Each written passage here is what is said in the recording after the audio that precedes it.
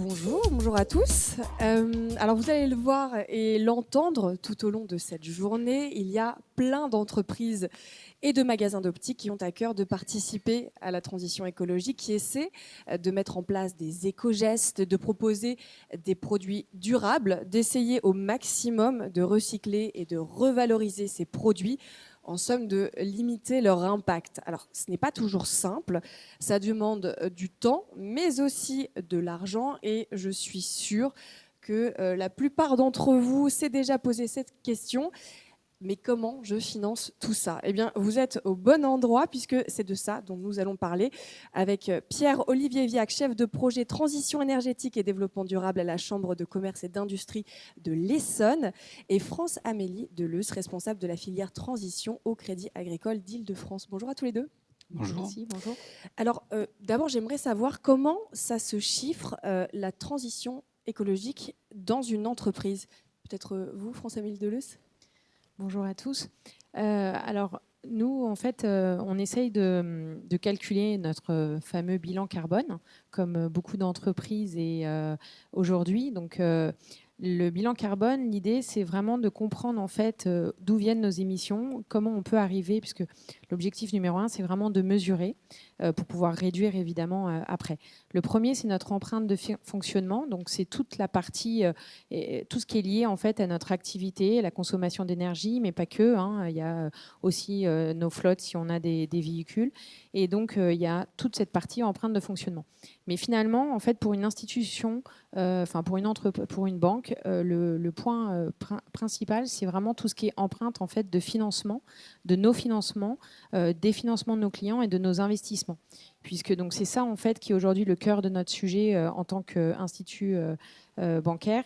C'est 99% aujourd'hui de nos émissions de carbone en fait sont liées à notre fameux scope 3.15, qui est en fait tout ce qui est investissement et financement. Donc, et ça, c'est vraiment ce qui est important dans le chiffrage, c'est vraiment de comprendre en fait toute la chaîne de valeur en amont et en aval d'une entreprise et de vraiment comprendre ses fournisseurs, ses clients et toutes ses parties prenantes. Et il consiste en quoi exactement cet accompagnement? Comment vous les accompagnez, ces entreprises, une fois qu'on a identifié? Alors, en fait, là, on est en train de se doter, on est en train de créer des nouveaux métiers et justement d'essayer de mieux accompagner nos clients. Quand je parle de clients, je parle évidemment du particulier, mais aussi jusqu'aux grandes entreprises et évidemment tout professionnel. On est vraiment sur l'ensemble des typologies de nos clients pour les accompagner en fait dans leur transition. On a vraiment cette volonté d'être un vrai partenaire de confiance au-delà du financement. Notre objectif, c'est de se doter de nouveaux métiers. On s'est doté, moi, j'ai la chance d'avoir recruté différentes personnes au sein de mon équipe qui sont soit des ingénieurs, soit des personnes en fait issues du milieu bancaire, mais qui deviennent de plus en plus experts sur toutes ces thématiques pour vraiment accompagner nos clients au-delà, évidemment, des solutions bancaires, mais également tout ce qui est solutions extra-bancaires pour être vraiment dans un partenariat et de les aider pour vraiment répondre et avoir les bons les bonnes réponses en fait à leurs enjeux, que ça soit lié à tout ce qui est efficacité énergétique de leur bâtiment, que ça soit lié aux mobilités, par exemple tout ce qui est nouvelles machines et autres. Voilà, d'être vraiment dans une logique d'accompagnement bancaire et extra-bancaire. On va parler des autres acteurs avec lesquels vous travaillez justement pour accompagner ces entreprises. Mais vous, Pierre-Olivier Viac, comment ça se passe dans une CCI, la CCI de l'Essonne, quand on veut financer, aider à cette transition écologique avec des entreprises? Alors, moi, je ne vais peut-être pas trop parler de la CCI Essonne parce que je ne pense pas que ce soit ce qui va intéresser les entreprises Je aujourd'hui. ne sais pas, est-ce que Oui. vous pouvez les aider? Alors voilà, notre mission, c'est effectivement d'accompagner les entreprises, notamment les petites entreprises, puisqu'on est vraiment spécialisé sur les petites entreprises. Donc, c'est accompagner les PME dans leur transition. Alors, combien ça coûte? Vous posiez la question, combien ça coûte la transition? Ça va dépendre de la taille de l'entreprise, ça va dépendre des enjeux auxquels doit faire face l'entreprise, entre le revendeur, le commerçant qui vend des lunettes et puis l'industriel qui fabrique des verres. On peut bien imaginer que les enjeux ne vont pas être les mêmes. Donc les coûts peuvent être très variables. Et en fait, nous, notre ambition, c'est de permettre à toute entreprise de commencer sa transition avec les moyens dont elle dispose. Donc, ce n'est pas forcément des investissements très importants. Donc, le but, ça va être de regarder par quoi on peut commencer. Alors justement, est-ce qu'on Ouais. peut faire les différentes étapes? Peut-être Ouais. l'état de lieu, les aides aussi qui existent, C'est pour ça. mieux comprendre. Donc, en fait, la première étape, ça va être de regarder finalement quels sont les leviers d'action que vous pouvez avoir. Est-ce que ça va être, tout à l'heure, on parlait de la rénovation énergétique du bâtiment. Est-ce que ça va être travailler sur le produit que vous vendez? Tout à l'heure, on a parlé des produits qui sont utilisés pour les lunettes. En fait, on peut travailler soit sur le produit, soit sur les impacts qu'on va générer dans son local ou dans son entreprise, au travers de la consommation énergétique, la production des déchets, la consommation d'eau, donc tous ces aspects-là. Donc on va regarder finalement les déplacements également, les mobilités. Donc on va regarder finalement qu'est-ce qui est le plus important et quel va être le levier sur lequel il est le plus facile d'agir et le plus important d'agir. Donc ça va être la première étape. Ensuite, une fois qu'on a identifié ces premières actions, ces premiers leviers, effectivement, il va falloir trouver éventuellement des aides financières pour financer ça. Et ça vous aide à les identifier? Bien sûr, bien sûr. Alors c'est très compliqué d'ailleurs parce qu'il y a beaucoup d'aides financières dans le domaine de la transition. Il y en a sans doute trop d'ailleurs. Donc il va falloir identifier le bon guichet. Je crois que France-Amélie Deleuze n'est pas Il y forcément en a jamais d'accord. assez. Oui, non, mais c'est trop complexe. En fait, il n'y en a Oui. peut-être pas trop en volume, mais en tout cas, c'est trop complexe. On Il y a s'y trop- perd un peu, ouais. Il y a trop d'acteurs, voilà, donc on s'y perd. Donc, regardez quels sont les dispositifs qui peuvent vous aider. Et puis après, et ce n'est pas la moindre des choses, c'est de trouver l'expert ou de trouver la solution que vous allez mettre en place. Parce que là aussi, on a affaire à des sujets qui peuvent être très techniques, très complexes. On a plein de vendeurs de solutions, plein d'offreurs de solutions qui vous démarchent sans doute aussi pour vous installer des panneaux solaires, pour vous isoler votre local pour 1 euro. Ouais, donc il y a plein de... Il faut faire attention, pour dire les choses, il faut faire attention. Mais alors vous dites il faut trouver, mais on est d'accord que vous pouvez les accompagner. Par exemple, vous, Alors- France-Amélie Deleuze, c'est des choses que vous Oui, pouvez aussi alors- identifier? Effectivement, en fait, c'est un des points clés qu'on a identifié. Et ce qu'on s'est dit au Crédit Agricole, alors je parle sur la partie évidemment Île-de-France, mais c'est au national. En fait, on s'est dit il faut vraiment qu'on aide nos clients pour trouver les bonnes personnes. On veut être un tiers de confiance, on veut en fait faciliter, on veut être un vrai facilitateur et accélérer sur les transitions. On l'a dit en introduction, on doit agir vite tous ensemble. Et donc effectivement, on est là, on a développé tout un panel d'experts. On s'appuie sur ces experts-là, que ce soit des experts autour des efficacités énergétiques, aussi les aides dont vous parlez. On a vraiment des partenaires qui connaissent ce sujet-là pour aider nos clients à vraiment faire tout le processus et de façon la plus sûre pour sécuriser les aides, sécuriser les financements, sécuriser le bon projet. Vous parliez justement des isolations. On a tous connu des arnaques, entre guillemets. Et là, vraiment, c'est pour ça qu'on veut avoir, les bons partenaires, que nous, on s'est doté d'ingénieurs pour être sûr que le projet qu'on est en train de proposer à nos clients et qu'on va financer, c'est un projet qui soit viable pour lui, surtout, et que ça soit une bonne transition. Ils font quoi exactement, ces ingénieurs? Et ben en fait, c'est un vrai accompagnement. Déjà, on essaye de comprendre et on essaye de comprendre la problématique et les attentes de nos clients. De voir effectivement par rapport à ce que vous disiez, quels sont les premiers leviers les plus efficaces en termes d'émissions de carbone qu'il faut arriver à accompagner, puisque l'idée n'est pas de tout faire en même temps. Je rejoins complètement ce point. C'est vraiment de faire étape par étape et d'essayer de comprendre en fait quelles sont les meilleures actions et entre guillemets les meilleures choses à faire dans un premier temps. Voilà, que ça soit encore une fois sur l'efficacité énergétique. Et donc c'est vraiment d'aider nos clients à prendre les bonnes décisions avec les bons partenaires.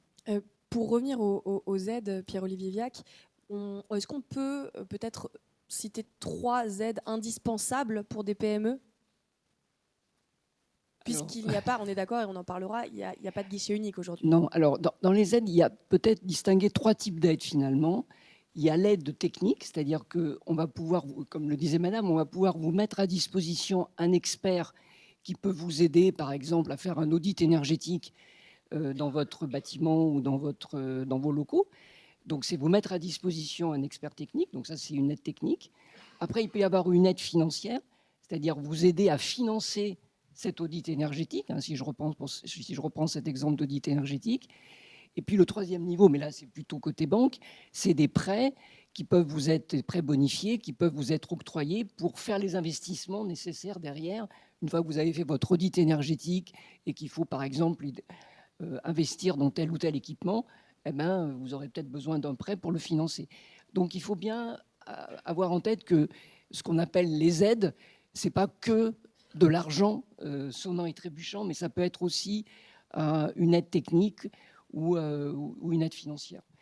Voilà. Et alors, effectivement, ce qui est important, c'est de pouvoir à la fois mobiliser l'aide financière et l'expert technique. Donc, c'est un peu comme madame, c'est-à-dire qu'à la CCI, on va vous mettre à disposition un package où il y a à la fois l'expert technique et le financement qu'on est allé chercher.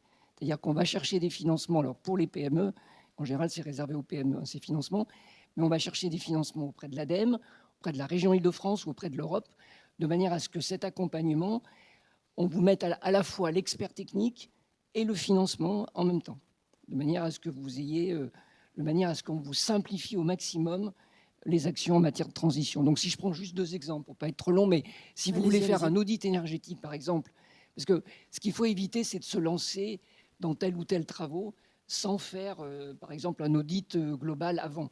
Parce que des fois, on se dit, je vais changer mes fenêtres parce que c'est intéressant, mais peut-être qu'il y a d'autres actions plus intéressantes et plus pertinentes. Donc, il vaut mieux faire un audit énergétique. Et ça, l'audit énergétique, par exemple, on vous met à disposition l'expert technique et le financement pour que vous ayez un audit énergétique clé en main à un prix très accessible. Voilà. France-Amélie Deleuze, vous vouliez réagir? Non, je suis... Vous acquiescez. J'acquiesce. Et pareil pour le bilan carbone. Alors, on parlait du bilan carbone. Si vous voulez faire pareil. un bilan carbone, c'est le même topo. On vous met à disposition un expert avec le financement qui va bien pour que vous puissiez faire un bilan carbone dans de bonnes conditions. Le premier point, juste pour rebondir par rapport à ça, ce qu'il faut vraiment comprendre, c'est comme avant de réduire, il faut vraiment, ce que je disais en introduction, c'est mesurer. C'est-à-dire que si vous ne connaissez pas, si vous prenez pas le temps, entre guillemets, d'étudier votre modèle d'affaires aujourd'hui et là où vous voulez aller demain, les opportunités que vous pouvez avoir par rapport à votre établissement, par rapport à votre bâti, par rapport à tout ce que vous avez autour des transitions, ce temps-là, en fait, ce n'est pas du temps perdu, puisqu'il faut vraiment faire les choses dans le bon sens par rapport à tous ces sujets-là. Et c'est ça qui est intéressant et qui est important de se dire, déjà en plus pour avoir les aides, si vous ne faites pas dans le bon processus, si par exemple vous signez des devis avant la demande d'aide, les aides, vous pouvez les oublier. Donc en fait, ça, c'est super important. Et c'est pour ça que nous, encore une fois, dans l'accompagnement de nos clients, on sait très bien que vous avez un autre business, c'est pas votre cœur de business. Souvent, vous avez des entités vous pouvez pas tous vous permettre d'avoir des responsables RSE, tout ça, même si c'est déjà engagé. Donc c'est vraiment de vous aider pour faire les choses en temps et en heure, dans le bon sens, pour vous, encore une fois, pour que ça soit efficace et que tout ça soit fait de façon le plus pertinent, encore une fois, pour votre activité et surtout pour vos finances. Peut-être on peut pour donner un exemple, qui connaît les certificats d'économie d'énergie? C'est pas beaucoup. Ouais. C'est pas beaucoup. Voyez, ça, c'est un exemple d'aide. Chaque fois que vous faites un projet ou un investissement qui vise à économiser l'énergie, vous pouvez mobiliser les certificats d'économie d'énergie en tant qu'entreprise. Ça, c'est valable pour tout le monde, que vous soyez PME, grande entreprise, artisan, commerçant, tout le monde y a droit. Et il y a une personne qui la connaît. Vous disiez, France-Amélie Deleuze, que si je réalise mon devis avant de demander l'aide, je n'ai pas le droit à l'aide? Oui. Mais c'est tentant en même temps, parce que le devis, il est gratuit, alors que j'imagine que l'aide... Oui, mais il ne faut pas le signer. Vous pouvez demander des devis, ça, il n'y a aucun problème, mais c'est attention de ne pas le signer avant les processus d'aide. Donc ça, c'est des petites choses, en fait, c'est pas mais il faut le savoir pour faire les choses, encore une fois, dans le bon ordre. Et nous, c'est ce qu'on veut proposer au Crédit Agricole, de vraiment essayer d'accompagner nos clients pour être sûr que tout se passe bien. Et toute cette maille, et encore une fois, donc là, il y a évidemment le partenariat avec CCI, mais il y a aussi d'autres partenaires qui justement aident toutes ces démarches administratives pour être sûr en fait d'avoir un maximum d'aide auxquelles vous pouvez tous il y a pas de... Normalement, tout le monde a des aides. Après, c'est des niveaux plus ou moins importants. Mais en tout cas, le process d'aide, il existe pour tout le monde. Il peut y avoir des astuces également, par exemple, pour les certificats d'économie d'énergie. Par exemple, l'installateur ou l'équipementier qui va vous installer du coup, la solution d'économie d'énergie peut s'occuper pour vous de récupérer les certificats d'économie d'énergie. Donc, questionnez votre fournisseur. Est-ce qu'il sait le faire? Est-ce qu'il peut le répercuter directement dans le devis qu'il vous fait? Bon, ça, c'est quelque chose à lui demander. Parce que c'est vrai que si vous pouvez vous décharger de cette tâche administrative, ben, c'est toujours bon à prendre, quoi.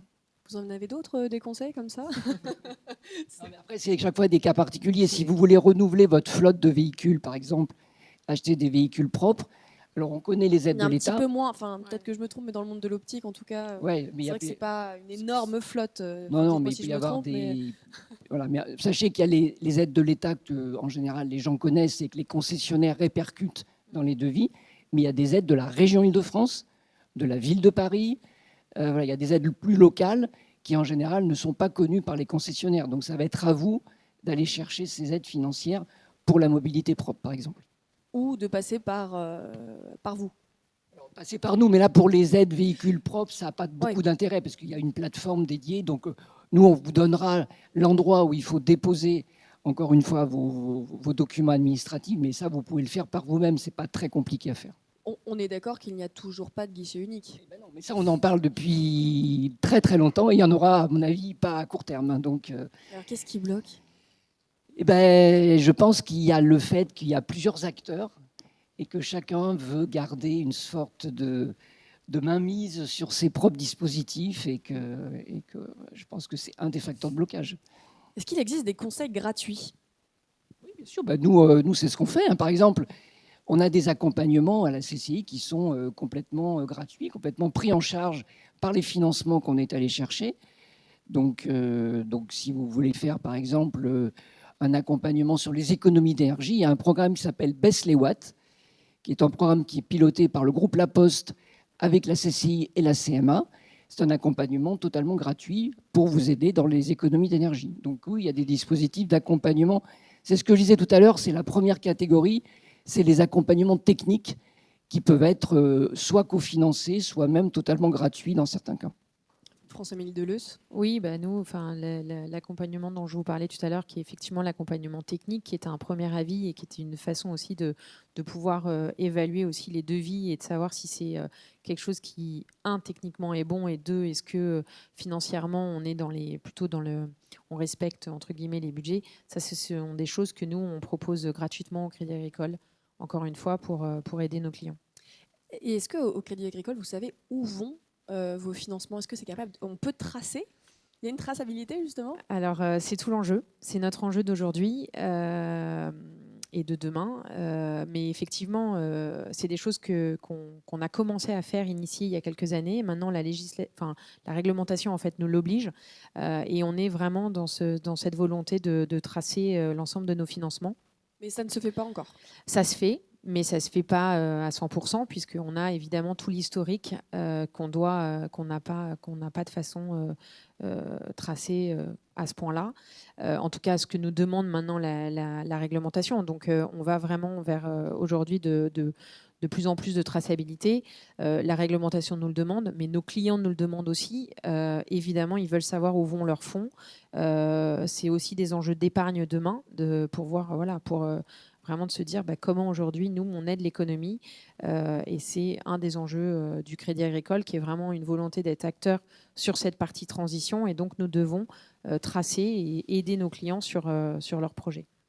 Et vous, justement, la CCI, est-ce que vous savez, vous suivez longtemps les dossiers, ce qu'il advient derrière, qu'est-ce qui se passe? Un peu comme le cycle de vie d'un produit, le cycle de vie de vos clients. Alors, en fait, on est même obligé de le suivre, parce que comme c'est des financements qu'on est allé chercher auprès de l'ADEME, de la région ou de l'Europe, vous imaginez bien qu'eux, ils nous demandent des comptes sur ce qui est fait de cet argent. Donc, chaque entreprise accompagnée est bien sûr suivie. Pendant combien de temps? Ça dépend de la durée de l'accompagnement. Ça peut être de quelques mois à 2 ou 3 ans parfois. Oui. Ça dépend de la durée et de l'intensité de l'accompagnement. Nous, c'est le long du financement, en fait. Le temps de financement, on est obligé de savoir ce qu'il en est. On parlait tout à l'heure des différents acteurs, que vous n'étiez pas seulement là, évidemment, pour le financement, mais aussi l'accompagnement. Vous, au Crédit Agricole, donc vous disiez, vous travaillez avec des ingénieurs, vous travaillez aussi avec la CCI, d'autres acteurs? Oui, en fait, on a des acteurs. Par exemple, on parlait tout à l'heure des audits énergétiques. On a des partenaires. En tout cas, on se lie avec certaines personnes, des partenaires experts sur ces sujets-là. que ce soit l'audit énergétique. Encore une fois, c'est encore pour faciliter et simplifier côté administratif. Après, on a une autre personne aussi des partenaires qui peuvent nous aider aussi sur tout ce qui est bilan carbone, mesures, voilà, puisqu'on fait aussi des offres avec eux. Alors, ça dépend des tailles d'entreprise, mais en tout cas, on a une volonté, on en parlait tout à l'heure, sur la partie incitative, un peu encourager nos clients et d'essayer d'avoir des offres, évidemment, dans la logique d'accompagner pour les transitions, d'avoir des offres de financement un peu plus intéressantes que d'autres en disant, voilà, on vous aide, on vous accompagne avec des offres bancaires. C'est du sur-mesure, mais voilà, qui peuvent être dans une logique, si vous êtes dans une logique de décarboner, nous, on peut aussi voir des offres de financement plus alléchantes, ou en tout cas pour aider nos clients. Aujourd'hui, sur cette question du financement de la transition écologique, vous diriez que c'est quoi les grands défis qui vous attendent, qui les attendent? C'est quoi le grand défi aujourd'hui du financement de la transition écologique? Si je peux me permettre, Oui, en tout cas, un des premiers que je vois aujourd'hui, c'est le temps long et c'est la rentabilité. C'est-à-dire qu'aujourd'hui, évidemment, ça coûte cher, je ne vais pas le cacher, c'est un sacré coût. Et en même temps, aujourd'hui, on n'a pas non plus la rentabilité de tous ces projets. Elle est longue, elle est importante. Et c'est ça qui, aujourd'hui, est le gros sujet. Voilà, c'est des investissements très lourds, mais est-ce que, en termes de ROI, c'est du temps long, quoi. On se parle d'années. Voilà. Justement, petite parenthèse, mais parmi tous les clients que vous avez identifié le pourcentage de financement qui se fait pour justement la transition écologique? Alors, ça rejoint notre traçabilité. Donc oui, on est aujourd'hui... après, l'objectif, c'est que de toute façon, 100% de nos financements, enfin pas 100% parce qu'on n'y arrivera pas, mais en tout cas, soit quasiment pour aider les transitions. Mais aujourd'hui, je peux pas, je peux pas donner un chiffre précis. Pierre-Olivier Viac, le grand défi de la transition écologique. Alors, le grand défi de la transition. Du financement. Parce qu'effectivement, la transition, il y en a quelques-uns. Alors déjà, simplifier. Vous l'avez compris que moi, je milite pour vraiment qu'il y ait une simplification parce qu'il y a vraiment trop de dispositifs, tout est complexe. Enfin, pour une PME, c'est juste impossible. Après, je dirais que effectivement, il y a des grandes entreprises qui ont des gros défis à relever, donc des investissements très lourds avec des temps de retour qui peuvent être très longs. Mais nous, on voit dans PME des actions relativement modestes, relativement simples, avec des temps de retour sur investissement qui sont inférieurs à 3-4 ans. Donc, on peut faire des choses relativement simples en TPE-PME avec des retours économiques intéressants. Donc, c'est pas forcément. Il faut vraiment faire la différence entre les petites entreprises et puis les grandes, quoi, parce qu'on n'est pas du tout dans le même niveau d'investissement et dans le même niveau d'action, quoi. Il y a un autre point aussi, on en parlait tout à l'heure, c'est le côté collectif. C'est voilà, là on voit, vous êtes dans une dynamique super positive autour d'une construction d'une filière et on voit le nombre, ça rejoint un peu le point de la simplicité, c'est qu'il y a énormément d'acteurs, il y a énormément de dispositifs. Et c'est vrai que voilà, un des enjeux, c'est comment on arrive à synchroniser tout ça pour que ça aille le bon côté des choses. Et ça, c'est un grand enjeu aussi. Eh bien, je vous propose de laisser la parole au public s'il y a des questions concernant ce financement de la transition écologique. On va faire tourner un micro. N'hésitez pas à lever la main si vous avez une question à poser aux deux personnes présentes sur cette scène. Sachant que pour information, il y a 2 stands aussi. Si vous avez des questions après. Je vais faire tourner mon micro.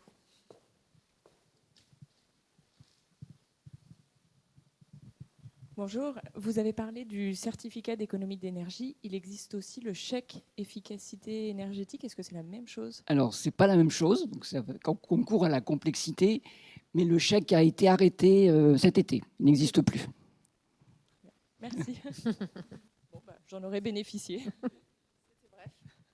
Est-ce qu'il y a d'autres questions pratico-pratiques que vous êtes toujours posées, que vous n'avez jamais osé poser aujourd'hui? C'est le moment. Non, tout est clair. Vous n'avez pas besoin d'aide. Tout roule dans votre magasin. Eh ben, impeccable. Vous pourrez toujours aller. Il y a 2 stands. Vous avez tous les 2 un stand? Oui. Les stands sont au milieu de de la salle. Et c'est voilà. parfait. Merci à tous les deux. Pierre-Olivier Viac, chef de projet transition énergétique et développement durable à la Chambre de commerce et d'industrie de l'Essonne, et France-Émile Deleuze, responsable de la transition écologique au Crédit Agricole d'Île-de-France.